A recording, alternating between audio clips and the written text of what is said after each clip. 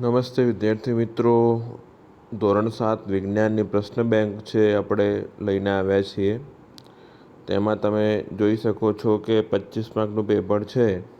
એમાં સૌ પ્રથમ તમને શું પૂછવામાં આવ્યું છે કે પ્રકાશ સંશ્લેષણની ક્રિયા માટે હું પણમાં રહેલું અગત્યનું દ્રવ્ય છું.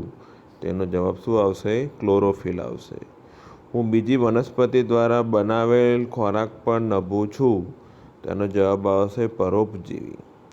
હું આહાર તરીકે કીટકોનો ઉપયોગ કરું છું. તો જવાબ શું આવશે? કીટાહારી. વનસ્પતિના પર્ણનો લીલો રંગ મને આભારી છે. તેમાં જવાબ આવશે ક્લોરોફિલ, હરિતદ્રવ્ય. હું વાસી બ્રેડ પર તંતુ સ્વરૂપે વૃદ્ધિ પામું છું. આવશે આનો જવાબ ફૂગ જવાબ આવશે. હું કઠોળ વર્ગની વનસ્પતિના મૂળમાં વસવાટ કરતો બેક્ટેરિયા છું. તો આનો જવાબ આવશે રાઇઝોબિયમ. મિત્રો, મારામાં લિપિડનું સંપૂર્ણ પાચન થાય છે. આનો જવાબ મારા ખ્યાલથી પેટ આવવો જોઈએ, સ્ટમક. હું ખોરાકને ચાવવા માટે ઉપયોગમાં આવતો દાંત છું. તો એ ચાવવા માટે તો આપણને દાંત ઉપયોગી છે. દાંત જવાબ આવવો જોઈએ. પાચન તંત્ર મારી લંબાઈ 1.5 મીટર છે. તો એ આવશે મોટું આંતરડું. અમીબાના ખોરાક ગ્રહણ માટે મારો ઉપયોગ કરે છે ખોટા પગ. મારી અંદર રહેલા બેક્ટેરિયા ઘાસ ખાતા પ્રાણીઓમાં સેલ્યુલોઝના પાચનમાં મદદ કરે છે. આનો જવાબ વિદ્યાર્થી મિત્રો તમારે કમેન્ટમાં આપવાનો છે. 11 નંબરનો પ્રશ્ન.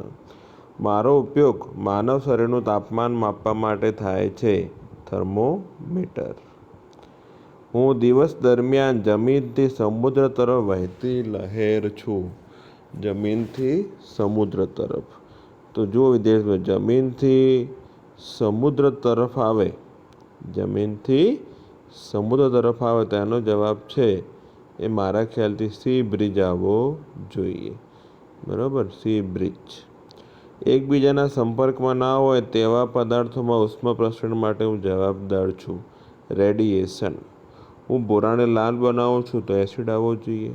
પ્રયોગશાળામાં પ્રાકૃતિક લિટમસ પત્ર તો હળદરનું લિટમસ પત્ર તો હળદર પત્ર લખી શકાય.